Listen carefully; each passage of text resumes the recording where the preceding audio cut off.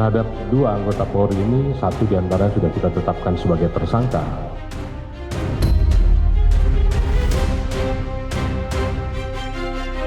Karena sudah menimbulkan kematian kan, hukuman mati atau hukuman seumur hidup.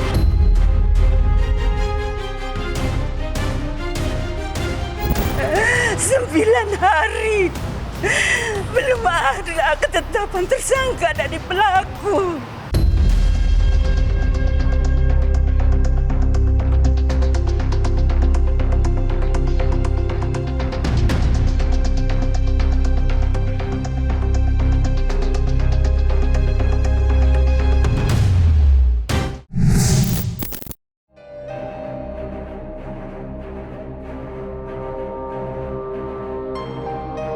Kapolda Lampung Helmi Santika akhirnya menetapkan satu tersangka dalam kasus sambung ayam yang menewaskan 3 personil polisi pada saat melakukan penggerebekan di Waikanan Lampung yang berakhir sangat tragis.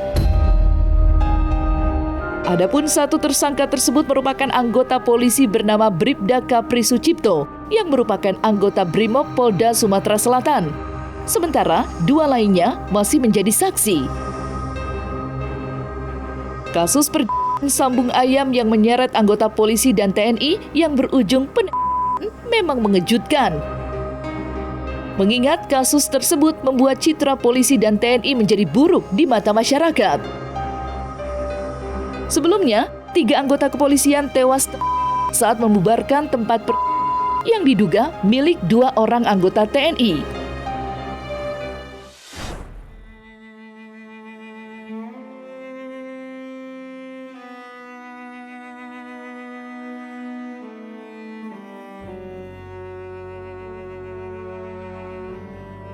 Sebagai tindak lanjut, Polda Lampung sudah melakukan pemeriksaan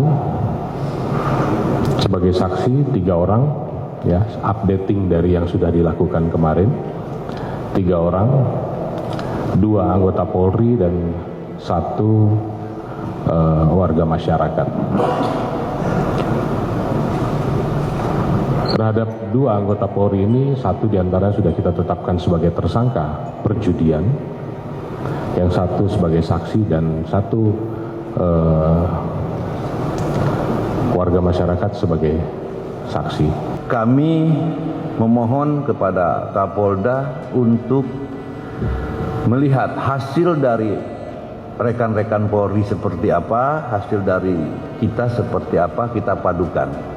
Karena ini ada kaitannya, mohon izin Pak Kapolda, ada kaitannya kami memerlukan saksi polisi yang memang ada, termasuk yang dikatakan Bapak Kapolda, yaitu 2 anggota Polri, termasuk salah satunya tersangka yang berinisial K. Di sisi lain, 2 anggota TNI sudah ditetapkan sebagai tersangka di kasus tewasnya 3 anggota polisi di Waikanan Lampung pada 17 Maret 2025. Ditetapkannya 2 anggota TNI menjawab keraguan publik setelah 9 hari para pelaku hanya dilakukan pemeriksaan, tidak dinaikkan status hukumnya. Padahal yang bersangkutan sudah mengakui perbuatannya. Lantas, apa tanggapan praktisi hukum Deoli Payumara atas penetapan tersangka dari pihak TNI? Dan hukuman apa yang akan diterima para pelaku? Kalau sudah menimbulkan kematian, oknum anggota militer kemudian melakukan tindak kriminal, kemudian menimbulkan kematian baik di kalangan sipil maupun di kalangan militer, hukumannya berat, hukuman mati atau serendah-rendahnya hukuman seumur hidup, begitu. Kalau sudah menimbulkan kematian kan, hukuman mati atau hukuman seumur hidup. Dalam ilmu hukum pidana militer, kita bisa beranggapan orang yang ditahan atau orang yang kemudian yang ditangkap ini, oknum-oknum TNI yang ditangkap ini, sebenarnya mereka lah itu suspeknya. Tanpa dipublikasikan pun, mereka adalah memang sudah suspek, sudah orang yang diduga melakukan sebagai tersangka, tapi memang tidak dijelaskan secara detail publikasi bahwa mereka tersangka, tidak. Karena apa? Karena ini mengingat bahwasanya mereka ini terkena hukum pidana militer. Ketika oknum TNI sudah ditangkap, itu berarti mereka sudah patut diduga melakukan tindak pidana. Sehingga ditangkap, apalagi sudah ditahan. Nah, kalau sudah begitu, sudah dipastikan mereka adalah tersangkanya. Tapi memang tidak dipublikasikan begitu. Mengenai pertanyaan kedua, kapan seseorang bisa ditetapkan tersangka? Tentu begitu sudah dipenuhi minimum 2 alat bukti, harus langsung jadi tersangka. Apalagi si pelaku sudah mengaku.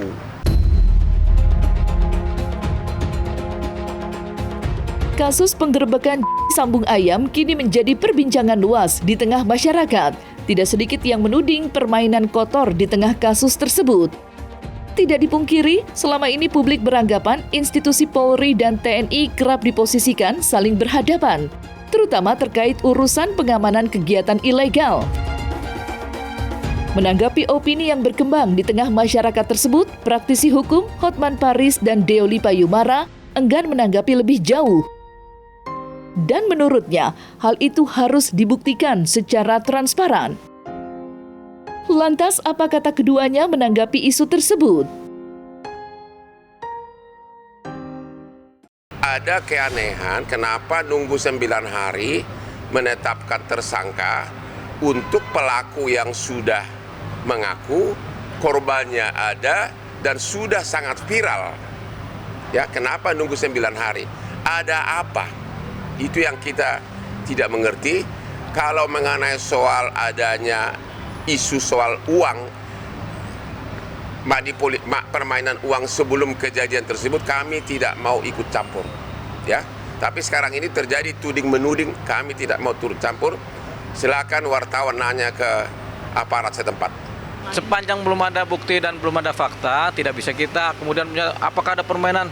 Jawabannya mungkin saja ada permainan, itu mungkin, namanya mungkin kan, tapi bisa juga tidak. Karena ini bukan berupa fakta yang kemudian bukti-buktinya tidak tampak, maka tidak bisa disebut sebagai suatu posisi indikasi, tidak bisa. Jadi mungkin saja ada permainan, mungkin juga tidak. Mungkin juga ini sifatnya adalah koinsidental atau kebetulan kan gitu. Jadi nggak bisa kita pastikan apakah ada permainan apa tidak bisa dipastikan. Kita tidak bisa mengkategorikan kejadian ini sebagai duel antara TNI dan polisi. Tidak bisa kita mengkategorikan seperti itu.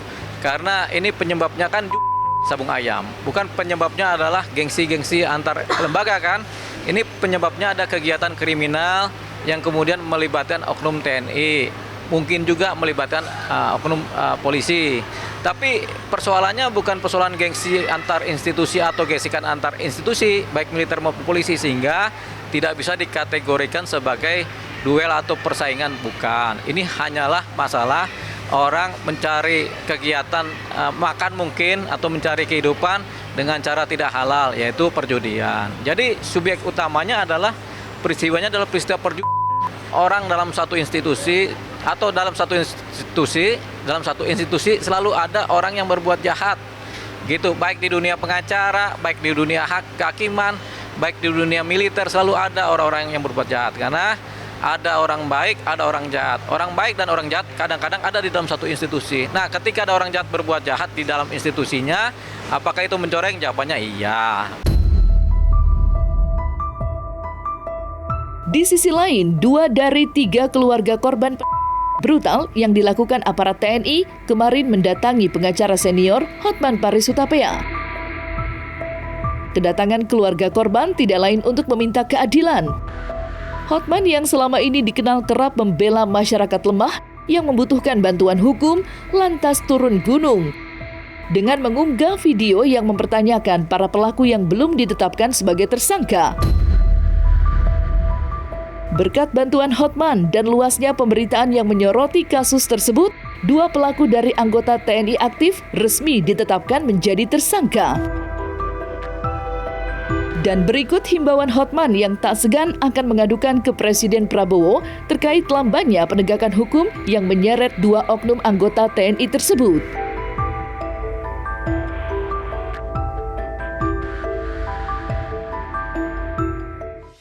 Halo Bapak Panglima TNI, halo Bapak Pangdam 2 Sriwijaya, halo Bapak Dandim Pondam Lampung yang menangani perkara ini. Keluarga korban maupun masyarakat telah menghubungi Hotman 911 menanyakan kenapa sampai hari ini oknum TNI yang melakukan terhadap 3 polisi dan meninggal di arena ayam di Lampung sampai sekarang belum ditetapkan sebagai tersangka. Ada gosip bahwa katanya ada oknum TNI menunda-nunda penetapan tersangka tersebut dengan mengalihkannya ke isu adanya setoran-setoran judi sambung ayam ke polsek, oknum polsek dan oknum koramil. Itu kan hal terpisah. Itu tidak bisa dipakai sebagai alasan untuk menunda penetapan tersangka. Bapak akan perintahkan fokus ke arah tindak pidana. Kalau ada setoran-setoran uang sebelumnya, itu perkara terpisah.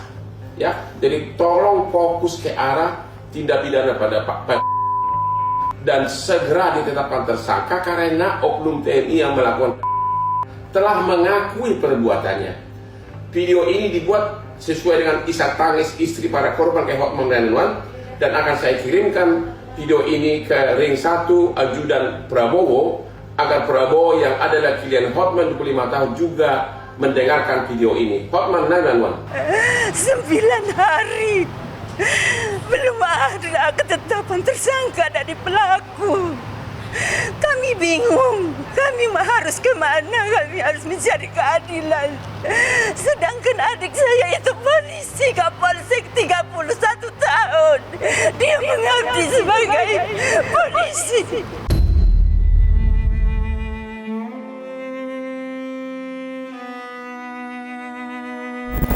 Saya anak satu-satunya.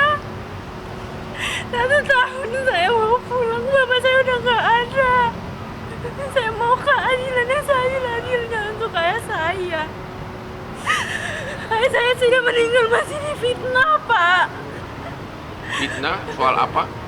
Soal setoran, apapun itu. Saya tidak peduli hal itu, Pak. Saya cuma mau keadilan buat ayah saya, Pak. Bapak Pangdam 2 Sriwijaya dan juga Denpom Korem Lampung agar segera ditetapkan tersangka. Memang saya tadi pagi sudah dapat bisikan dari seorang petinggi TNI Angkatan Darat, saya nggak bisa bilang nama, katanya siang ini akan dibereskan. Pengertian dibereskan itu saya nggak tahu apakah maksudnya akan resmi diumumkan tersangka dari Angkatan Darat. Sepertinya mengarah ke sana karena setelah 3 video dari keluarga ini posting seperti biasa, kalau sudah posting di Instagramnya Hotman Paris akan menimbulkan kehebohan. Sudah terjadi di sana saling tuding menuding di Lampung seolah-olah kamu yang ini dan akhirnya sudah menjadi sangat intens dibicarakan setelah posting di Instagramnya Hotman Paris. Hari ini memang benar ditetapkan 2 tersangka tersebut dan kami dari Hotman 911 kita juga punya tim di seluruh Indonesia termasuk di Lampung. Ini dari Lampung akan mengawal kasus ini dari mulai penyidikan sampai ke tahap putusan pengadilan. Tidak hanya akan mengawal kasus ini sampai ke pengadilan, Hotman juga telah resmi menjadi kuasa hukum keluarga korban. Dan saat jumpa pers kemarin, Hotman membeberkan jika ada satu keluarga korban yang dicegat saat akan ke Jakarta untuk menemui Hotman. Atas penjegatan tersebut, Hotman menaruh curiga. Kenapa dihalangi, bahkan disuruh pulang ke rumah dan jaga agar tidak berpergian. Dan seperti apa cerita pencegatan yang dialami keluarga korban? Isi dari Kapolsek mau berangkat ke sini kemarin, ya, katanya dicegat di jalan, ya, dicegat di jalan oleh oknum. Oleh siapa yang cegat? Coba ceritakan dulu. Jadi tadi malam itu Ibu Kapolsek dengan istrinya almarhum. Istri almarhum Pak Kapolsek dan istri almarhum Pak Petrus itu sudah melakukan perjalanan menuju Jakarta. Namun di tengah perjalanan mereka dipaksa untuk kembali lagi dengan alasan bahwa akan ada kunjungan Pak Kapolri. Namun mereka tetap melanjutkan perjalanan. Tapi lagi-lagi mereka dikejar oleh oknum anggota Polsek Buai Madang Polres Oki Timur, Sumatera Selatan. Dan akhirnya mereka kembali lagi lah, terpaksa ikut kembali ke rumah. Dan sampai pagi rumah mereka masing-masing dijaga oleh anggota Polsek. Jadi 2 istri dari almarhum Kapolsek sama almarhum Pak Petrus tidak diizinkan oleh oknum aparat kepolisian untuk datang ke Jakarta. Alasannya karena Kapolri mau datang hari Rabu, kami nggak tahu. Dan kami juga tidak mempersoalkan alasannya apa, cuma sangat disayangkan.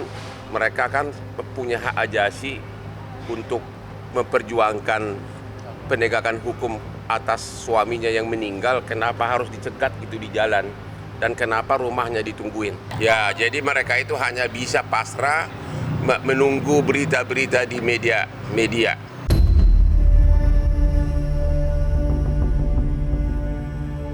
Nah, selesai sudah Cumi Lovers. Jangan lupa untuk like, subscribe, dan juga share channel YouTube Cumi Cumi.